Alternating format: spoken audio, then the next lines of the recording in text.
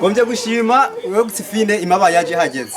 Hariro abatazi G5 cyarico. G5 ningo 50 zigize ikibano. Itwitabira G5 rero tuzohabonera byinshi murakoze.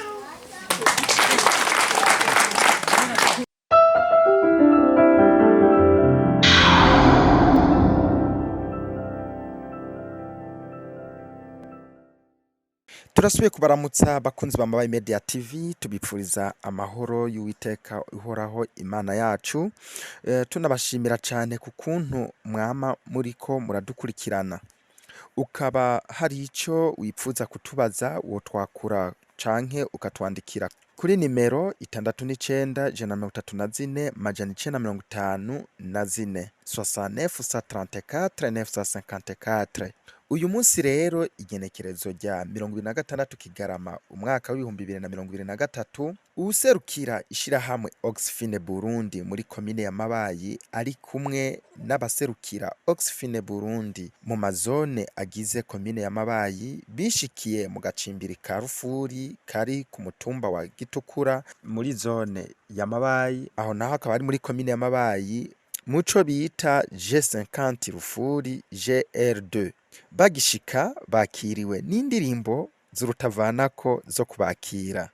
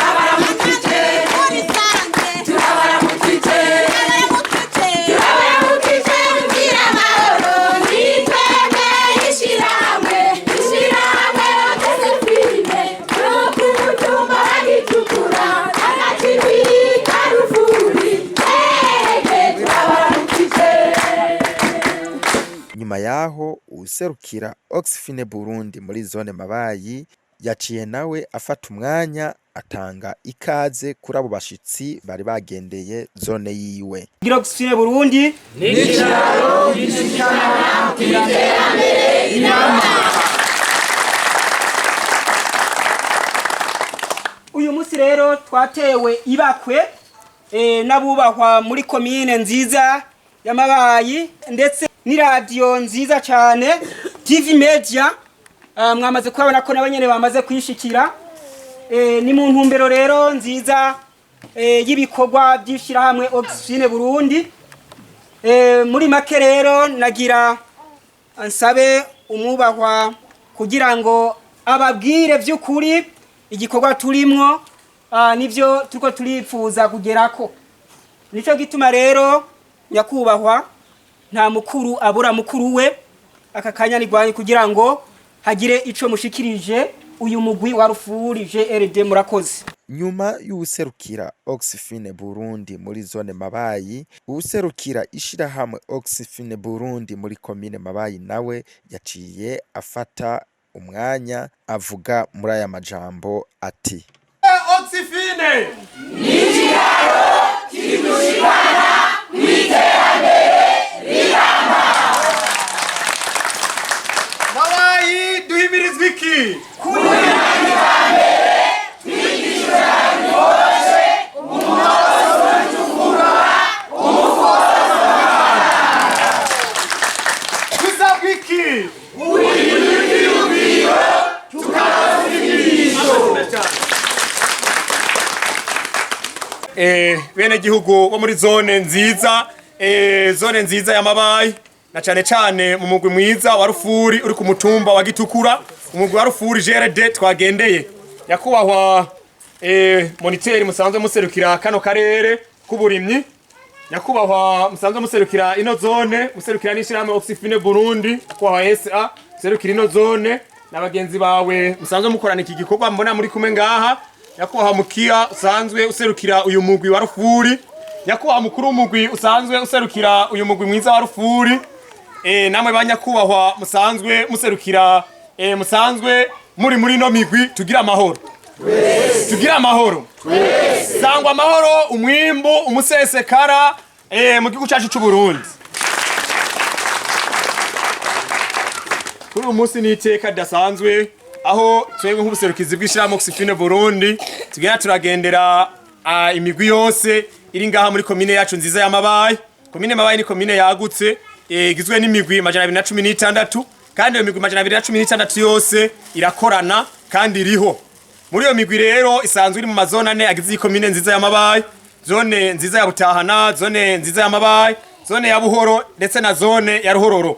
Kuri uyu munsi rero twaramukiye tugendera ino zone nziza y'Amabayi ihana ruri ni zone ya Ruhororo na cyane cyane kuri uyu mutumba wa Gitukura muri uyu mugwi wanyu mwiza wa Rufuri GRD aho twaje kugira ngo turabe by'ukuri mudusigurire uko muri ko murakora ibikorwa uko muri ko murabibona ko biko biragenda na cyane cyane mu gihe tumaze kiringo kinini cy'umwaka urenga twa turakora bino bikorwa twumve ko araho mumaze kugera twumve ko ari cyo mumaze gutahura kugira ngo na cyane cyane natwe nk'ubuserukizi tumeje duhindura na cyane cyane mu gutanga urundi mwaka mushasha wa 2040 ukongeza inyigisho na cyane cyane no kumenya ibibazo mufise kugira ngo bigende neza. Tukaba nkako rero no baho umwanya umwe wese yisanzuye kumwe mwisanzura adushikirize mutubwire bimwe mubikenewe sinakona nyakubahwa moniteri ari ngaha kugira ngo na cyane cyane dushishikare kubandanya tutahuzwa inyigisho kuko na cyane cyane uyu munsi tukamara gutahura inyigisho tukamara guhindura ivyumviro uko mwavuze muri kijya civugo canyu maze tukaronswa inyigisho umuntu wose ukaronka ico ufungura umufuko wose ukaronka amafaranga bityo bizoca bikunda ko igihugu cacu igihugu cyifashe mu mwaka wa 2040 na cyane cyane mu 2060 cyo igihugu giteye imbere. Ibyo byose rero ntibishoboka iyo twafunyije amaboko, ibyo byose ntibishoboka iyo tako turaja ku kivi. Naho mpamvu rero tubahamagarira mwese aho muri kugira ngo na cyane cyane turoswe inyigisho twumve ko izo nyigisho tuko turaronka ziko ziraja mu ngiro kugira ngo tutere imbere. Reka rero duha umwanya uwafise ikintu ashikiriza muri mwebwe ho barimo abafise ibyo bashikiriza yego ndabona barimo yisanzure atubwire ibyo amaze kubona no kunguka canke se nibibazo yagiye arahura navyo mu gihe tumaze kugira ngo na cyane cyane tubandanye ibikorwa muri 2024 kwese dutunganiwe tumeze neza. Murakoze cyane umwanya n'uwi wanyu. Yego cyane murakoze. Jewe nitwa Nduwimana Eliel nkabamba muri komine y'Amabayi zone y'Amabayi agacimbiri Karufuri. Nukuvuga jaho hambere hahise wamengo ndi nyamwigendako kandi nyamwigendako nawe ntari miri menshi ariko maze kuronswa inyigisho muri uyu mugwi wa Jesenkani nabonye ibyahindutse biremereye cyane muri jewe. Mu muryango wanje haminduru mu muryango wanje nta kiganiro cyahaba ariko maze kwegerana na bagenzi banje muri uyu mugwi bampinduye ibyiyumviro turaganira baranye kuko ngomba kubana n'umuryango wanje uyu munsi mu muryango wanje namahoro mbere no babwira yuko nuwo hagera yosanga ari fresh Mashimesi cyane ndiko barundi Toni twagira uko ishaka Efrazi nagira mvuge kubijanye n'ingaburo ibereye naho ramvyara nkagaburira umwana ku mezi 4 amezi 4 nabandi ndamugaburiye ari kubu aho ninjiriye muri Jesenkani ndamugaburira ku mezi 6 akwije amezi 6 nkamenya ko ndamugaburira ndema mubiri ntanga nguvu nasanganya ngaburo nakaburira rero abavyeyi bose bavyara turiko turavyara ubu ngubu ko twese twaza tugaburira abana bakwijije amezi 6 ni naho batagwara n'inzoka. Murakoze jewe ngiranirate ku cigwa kijanye na agrikoshi. Jewe ntarinjira mu mugwi wa Jesenkani ntabwo nari nzi kurima narima mu kajagari kandi je narimira mu matongo atamera harimo imikaratusi ariko narinjiye mu mugwi wa Jesenkani ndarandura imikaratusi ntangira kurima ndatera ibiharage n'ibigori kijambere ku muronko ndamenya ukuntu ushobora kurimisha umwavu ubu ngubu mwimbu ni mwinshi cyane ugeze muhiri wanje birateye igomwe cyane jewe nitwa Uwizeyimana Mediatrice. Jewe ntaraja muri Jesenkani narima kajagari. Natera ibiharage nkatera nk'indweri 12 indongozi 12 kirundi cyumvikana. Hama rero izo ndongozi 12 nimbuye sinamenya ngo nimbuye ibi cankwe nahombye ibi. Nakoresha abakozi sinamenya abakozi nakoresheje amahera nganuku natishije amahera nganuku je napfa gukora gusa. Hama rero Jesenkani maze kuza baratwigishije ukuntu wiha ihangiro ry'ibikorwa. Rero maze kuja muri Jesenkani nace n'ihangiro ntera ikiro kimwe k'ibigori nca ntera n'ibiro 2 by'ibiharage ibiro 2 by'ibiharage nimbuye indongozi 10 mbo ikigori nateye cyo mu kwa gatatu nashoboye gushora umwimbu nshoramwo 1,200,000 hama n'umuryango wararonse icyo ufungura ncanguramwo itongo ry'ibihumba 1,200,000 nyene abana baragiye ku ishuri narabigishije kubi wanje hameze neza ni tayari nta kintu kibuze mu rugo.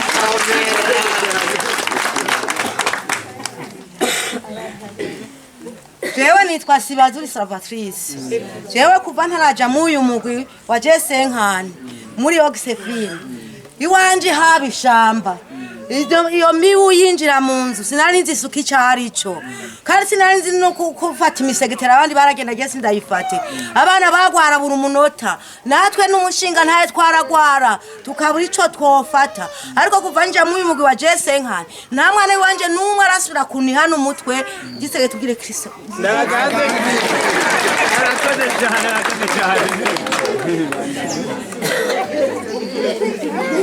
Jewe nitwa Melkisedek mpawe n'Imana. Nagira ndabayagire ibijanye n'ico bita agriculture muri Auxfin.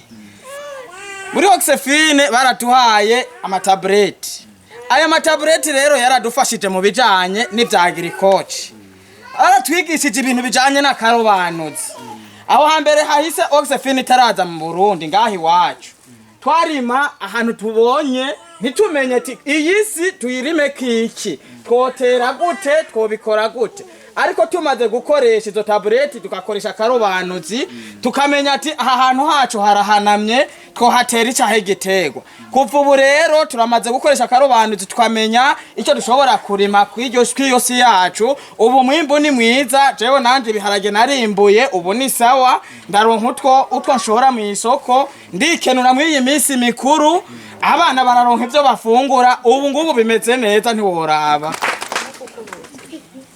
Jewe nitwa Kirukwishaka Siripe mba ku mutumba wa Gitukura akacimbira rufuri umugwi rufuri JRD nagira nshinga intahe kucicanye na finance coach Auxfin ntarayitsamwo nakora ibintu mu kajagari sinandika ibyo ndiko nkoresha sinamenya kwiziganyiriza naragira amanka 50,000 n'ibihumbi 10 nkayabura ariko kuva Auxfin ije ikatwigisha finance coach umuntu afise akakaye ku muryango ndandika ivyinjira nkandika nibisohoka ubu ntushobora kuza ngo bamfatire 50,000 ubu ngize amanka 50,000 100 ndayaronka nkashobora kwipuza nkapuza n'umwana n'umugore icyo nicyo Auxfin maze kumarira tugira Auxfin Burundi nikiraro ishikana twiterambere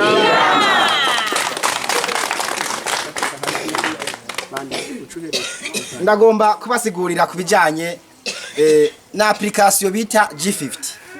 G50 ni application dukoresha muri ajya matablete mubona imwe muza mubona iyo muriko murakomanda nk'umwavu ifumbire mubona ku izina ryawe bashirako ijya avance canke sorode ubutanzi.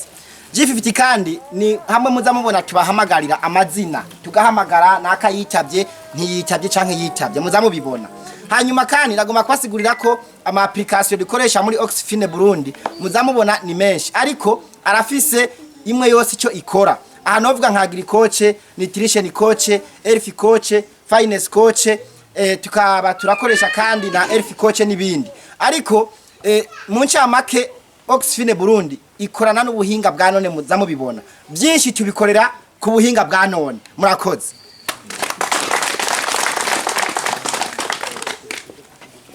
Yego murakoze nanjye nitwa Aloyizi Nsabimana zone Mabayi umugwi wa Rufuri ya kabiri. Nukuri nanjye nashimye cyane kukerekeye agriculture. Auxfin imaze kuza yaratwigishije ikintu kijanye n'uburimyi. Ejo naho ramfata ibiro 18 by'ibiharage nkamicagira ku gahinga. Uno munsi naciye mfata ibiro 3 by'ibiharage. Ndabiteragira ncandonga ibiro 94. Ncandongira mfata za ndongo 3 z'ibiharage ndazimicagira ku gahinga. Ncandonga ibiro 21 gusa. Byukuri nsanga narahombye cyane. Wanashima nico nciye ntumira uwari we wese yige kwima kijambere. Eka amaze no kuvyimbura naragurikije ncandonga nakagurube. Nukuri wanje ni sawa pe. Nuwo shaka raze ndamugabira kagurube naraye nkuye mu burimbi. Karaye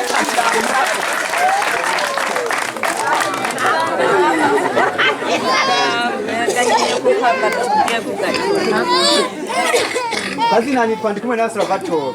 Nanje ngombye gushima kabisa. Ngombye gushima Auxfin imaba yaje hageze.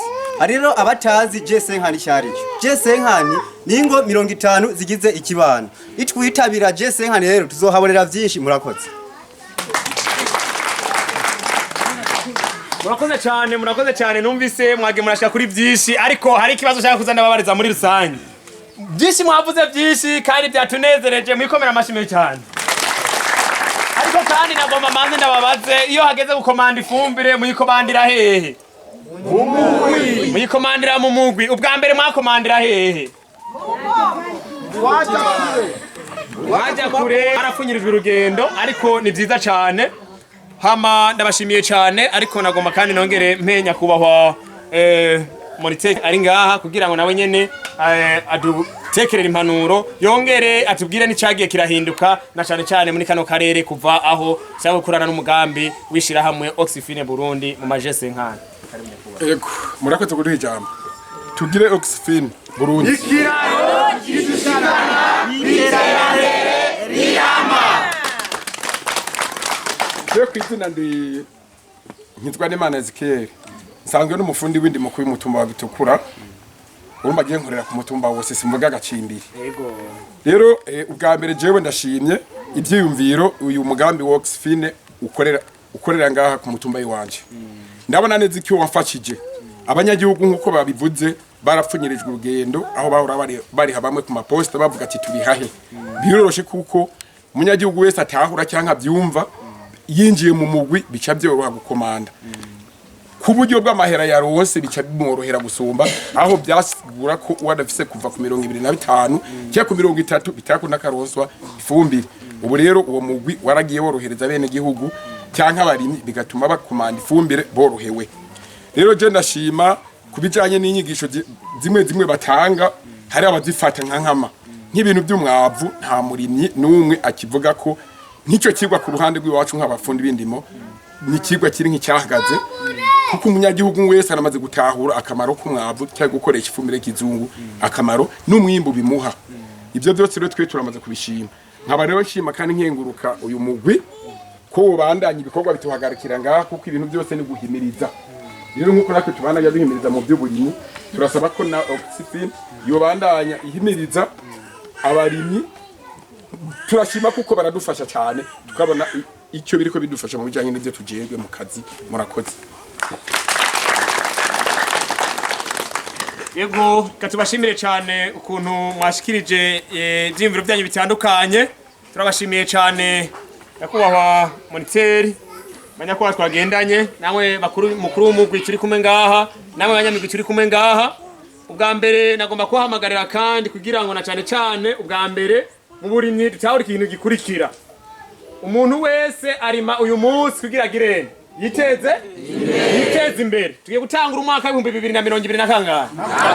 Sabe mwese ingo zose guhera uyu munsi mwese mugire agakaye k'umuryango. Turi kumwe?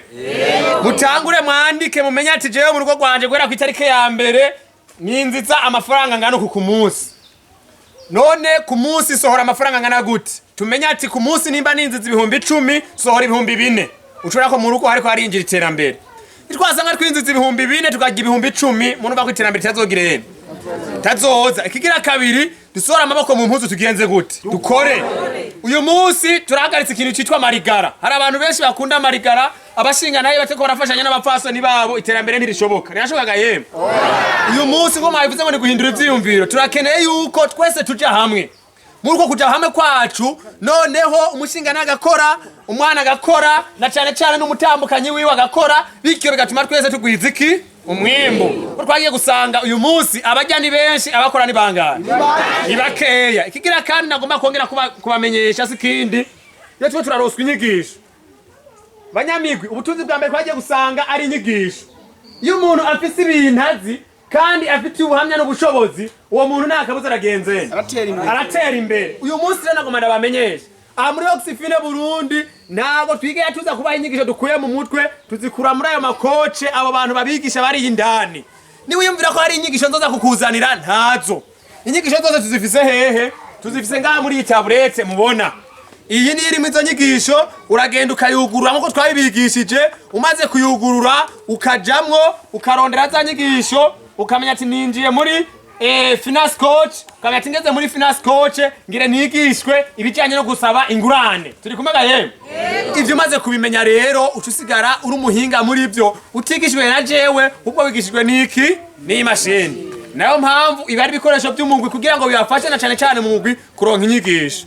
Nongera kandi abahamagarira ikigira kandi kugira ngo mumenyere gukoresha na cyane ishwagara kugira ngo tuvure umuraze mw'isi ndimwa zacu. Twagiye gusanga isi ndimwa zacu ari isi ndimwa zigwaye cyane. Nayo mpamvu tubahamagarira abagira komande yose y'ifumbire. Tubamenyesha yuko isi ndimwa ikenera ibintu bitatu nyamukuru. Isi ndimwa iragwara igakenera kuvuzwa. Isi ndimwa irakenera kandi kugaburirwa. Isi ndimwa kandi ihejeje kugaburirwa ikagwara kandi igakenera kuvuzwa. Isi ndimwa irakenera kungwa. Ari nahandi mucanga tuko turakoresha imikobeko. Ari nahandi musanga tuko turayivuza ishwagara.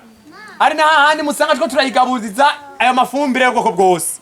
Naho mpamvu rero twese dukwiye kuraba ko izo ntambuko tuko turagenze nte turazishikako. Rero norangiza ndabashimira cyane ukuntu mwitabiye kayo kamo. Ndanabasaba kandi ubukurikira kugira ngo na cyane ngaha mugacimbira kacu. Umisiza nkuko kuva na kera narumva uyu mutumbi imitumba tuko turajaho ngaha yamye ari imitumba imeze neza cyane na cyane muri cyanye n'ibikorwa by'uburimi. Tubasabe rero yuko tuza turarima ibyo dufungura gusa. Nkuko turonka ibyo dufungura, turonka ibyo tujana hehe kwisoko kugira ngo cyacivugo cyacu umunwa wose uronka icyo ufungura, umufuko wose uronka amafaranga. Noneho 2040 igihugu cyacu kibigihugu jifashe, 2060 kibigihugu giteye imbere, turamuke tugishitseko byoroshe.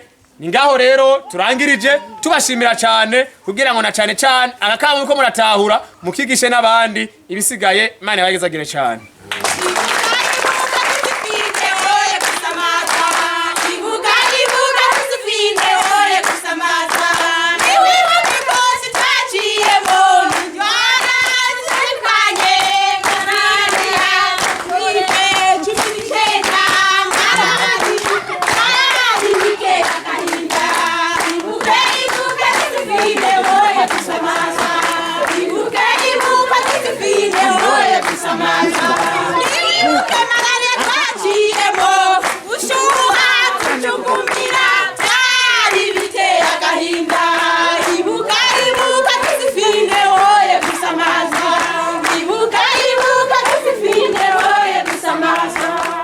Reka tubashimire rero mwebwe mwese mwadukurikiranye kuri Mabaye Media TV. Tubasaba mwebwe mutaraba abanywanyi bacu kuraba munsi ikiganiro aho handitse sabone canke subscribe bivanye na telefone yawe ururimi rimwo. Ucuhakora ucubona haraga kengeri nako ucugakorako, ucubona handitse tute canke all naho ucuhakora kugira uzokwame ushikirwa n'ibiganiro byacu byo hanyuma. Turabasezere tubipfuriza kubandanya muroranirwa n'izi mpera z'uyu mwaka wa 2023 mwitegurira kandi n'intango y'umwaka wa 2024 ahasigaye naho butaha. Bye bye.